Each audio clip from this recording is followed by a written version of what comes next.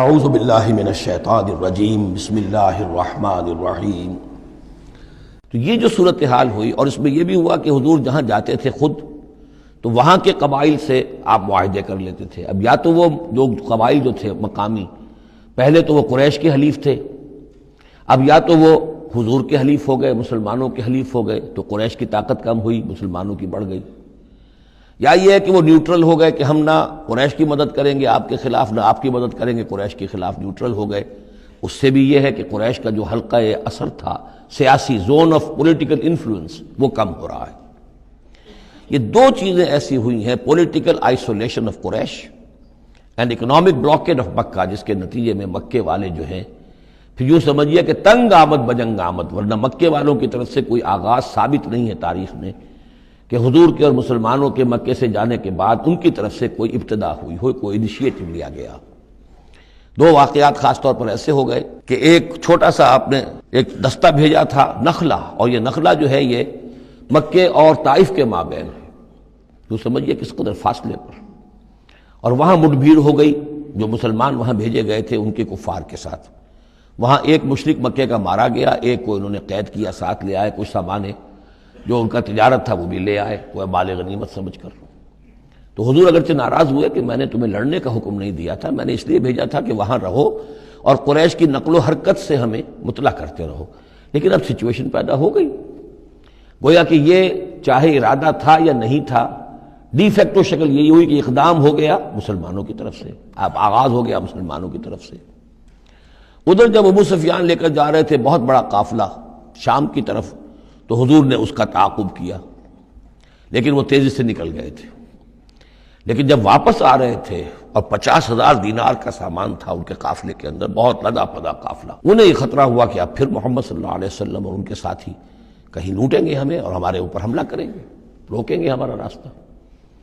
تو انہوں نے یہ کی دوہری حکمت عملی کی کہ ایک تو یہ کہ ایک سوار بھیجا آگے، تیزی کے ساتھ دوڑایا کہ مکے جاؤ اور کہو کہ ہمارے قافلے کو خطرہ ہے محمد سے صلی اللہ علیہ وسلم، لہذا مدد بھیجو۔ اور ادھر یہ کیا کہ وہ عام راستہ جو تھا، جو بدر سے ہو کر گزرتا تھا، اسے چھوڑ کر ساحل سمندر کے ساتھ ساتھ نیچے سے ہو کر وہ نکل بھی گئے۔ اب وہاں مکے میں یہ دونوں چیزیں بیک وقت پہنچ گئیں، ایک طرف وہ نخلا سے لوگ روتے پیٹتے چیختے چلاتے ہمارا آدمی مار دیا محمد کے آدمیوں نے، وہ آ گئے، ادھر سے وہ آ گیا جو ابو سفیان کا بھیجا ہوا تھا ایلچی کہ دوڑو دوڑو دوڑو تمہارا قافلہ محمد لوٹنے والے ہیں اور یہ ہے اور وہ ہے۔ بس وہ وار کرائی وہاں ہوئی، اور 1,000 کا لشکر جو ہے وہاں پر پھر جمع کیا گیا، اور 900 اونٹ فراہم کیے گئے، اور 100 گھوڑوں کا ایک رسالہ تیار کیا گیا، اور وہ لوگ مکے سے نکل آئے۔ یہ صورتحال ادھر ہو رہی تھی۔ ادھر یہ ہے کہ حضور صلی اللہ علیہ وسلم نے مدینہ میں پہلے تو یہ فیصلہ کیا تھا کہ اب یہ قافلہ واپس آنے والا ہے تو ہم اس قافلے کا تعاقب کریں۔ ابھی جنگ وغیرہ کا آپ کو گمان نہیں تھا، ابھی مدینہ ہی میں آپ نے یہ جو ہے اس ایسا ارادہ ظاہر کیا کہ جیسے پہلے بھی گئے تھے، جب قافلہ جا رہا تھا شام کی طرف تو تعاقب کیا تھا، ایسے جب آ رہا ہے تو اسے انٹرسیپٹ کریں۔ لہذا ایک تو مشاورت ہوئی ہے مدینہ میں، آیا چلنا چاہیے یا نہیں چلنا چاہیے، وہ میں بعد میں عرض کروں گا جب ہم آیتیں پڑھیں گے۔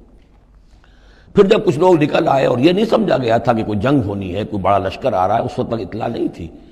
اسی لیے بس جو جس کے ہاتھ میں آیا، کسی کے پاس نیزہ تھا، کسی کے پاس کچھ اور تھا، تلواریں 8 تھیں، گھوڑے کل 2 تھے، وہ چل پڑے۔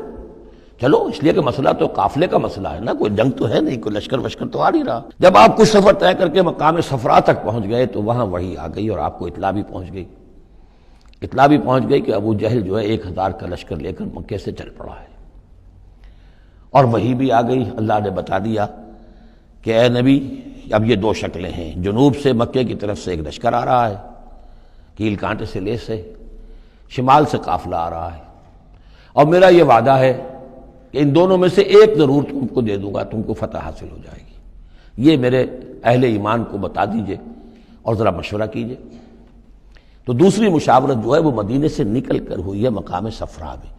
یہ اصل میں جو چیزیں اگر سامنے نہ ہو تو پھر یہ بہت خلجان ہوتا ہے، اور اکثر لوگوں کو، مترجمین کو اور مفسرین کو بہت خلجان رہا ہے ان آیات کے سمجھنے میں۔ اور اس کے علاوہ جو ایک خلجان رہا ہے وہ یہ رہا ہے کہ ایک دور ہم پر ایسا گزرا ہے انگریز کے حکومت کے زمانے میں، اور خاص طور پر جب نئی مغربی سائنس اور مغربی تہذیب کا ہم پر حملہ ہوا ہے، تو چونکہ مغرب کے لوگوں نے یہ کہا کہ یہ اسلام تو تلوار سے پھیلا ہے، بوئے خون آتی ہے اس قوم کے افسانوں سے، تو ہمارے ہاں کچھ مخلص لوگ تھے، نیک لوگ تھے، جو چاہتے تھے کہ اسلام کو اور حضور صلی اللہ علیہ وسلم کی سیرت کو بچائیں، اس کی دفاع کریں۔ انہوں نے کہا نہیں اسلام تلوار سے نہیں پھیلا، حضور نے تو جو جنگیں کی تھیں وہ صرف مدافعانہ تھیں، ان کے اوپر جنگ ٹھوس دی گئی تھی اور آپ نے کوئی اقدام نہیں کیا۔ اور ان میں سب سے بڑا کام کیا ہے ہندوستان میں مولانا علامہ شبلی نعمانی رحمۃ اللہ علیہ نے، میں ان کا نام ادب سے لوں گا اس لیے کہ سر سید احمد کے زیر اثر تھے، اور وہ جو جدید جو ابھی آیا تھا، جو مغربی افکار و خیالات اور تہذیب اور تمدن اور ویلیوز اور نظریات کا جو ریلا آیا تھا، اس کا مقابلہ کرنا آسان کام نہیں تھا۔ تو یہ اپولوجیٹک انداز اختیار کیا ہے شبلی نعمانی نے، اور اس میں یہ ہے کہ وہ جو ابتدائی جو 8 جو غزوات اور سرایا ہیں جو بدر سے پہلے ہوئے، انہیں بالکل تقریباً نظر انداز کر دیا ہے، تاکہ یہ ثابت نہ ہو کہ انیشیٹو حضور کی طرف سے ہوا ہے۔ تو یہ چیز جو ہے میں سمجھتا ہوں کہ ایک خاص دور کا تقاضا تھی، وہ دور اب گزر چکا۔ اب اسلام کا یہ فکر کہ اسلام ایک مکمل دین ہے، یہ اپنا غلبہ چاہتا ہے، اور حضور کو بھیجا گیا تھا اس لیے کہ دین کو غالب کرے، اور دین کو غالب کرنے کی جد و جہد ایک انقلابی جد و جہد ہے۔ اس انقلابی جد و جہد میں جہاں پہلا مرحلہ یہی ہوتا ہے کہ پیسو ریزسٹنس ہو، اور پہلے تیاری کی جائے، دعوت، تنظیم، تربیت اور صبر محض کے ذریعے سے ایک قوت فراہم کی جائے، پھر دوسرا مرحلہ آتا ہے باطل کے ساتھ ٹکرانا پڑتا ہے، اور اس میں آگے بڑھ کر ٹکر مول لینی پڑتی ہے۔ یہ نہیں ہے کہ انتظار ہی کرتے رہیں، یعنی ایک جس کو ہم کہتے ہیں کو ایگزسٹنس، پیسفل کو ایگزسٹنس، حق و باطل کے درمیان نہیں ہو سکتی۔ حق کیسے تسلیم کر سکتا ہے کہ باطل بھی موجود رہے؟ ہاں حق میں جان نہیں ہے، اہل حق جو ہیں بے جان ہیں، مردہ ہیں، تو مجبوری ہے، لیکن اگر اہل حق میں جان ہو تو وہ کیسے برداشت کریں گے کہ باطل جو ہے اس کا غلبہ رہے؟ ہاں باطل جو ہے وہ نیچا ہو کر رہے، اگر وہ مغلوبیت کی شکل اختیار کر لے تو ٹھیک ہے، لیکن یہ کہ باطل کا غلبہ ہو اور اہل ایمان میں جان بھی ہو، تو یہ دو چیزیں جو ہیں یہ تو ایک دوسرے سے بالکل متضاد ہیں۔ جیسے حضرت ابوبکر نے فرمایا تھا ایبدل الدین وانا حی، کیا دین میں ترمیم کی جائے گی جبکہ ابھی میں زندہ ہوں؟ میرے جیتے جی دین کے اندر ترمیم یہ ممکن نہیں ہے۔ تو وہی بندہ مومن کی شان ہونی چاہیے۔ تو اصل حقائق الحمدللہ بہت اچھی طریقے سے واضح ہو چکے ہیں۔ بہرحال اتنا پس منظر جو ہے جان لیجئے،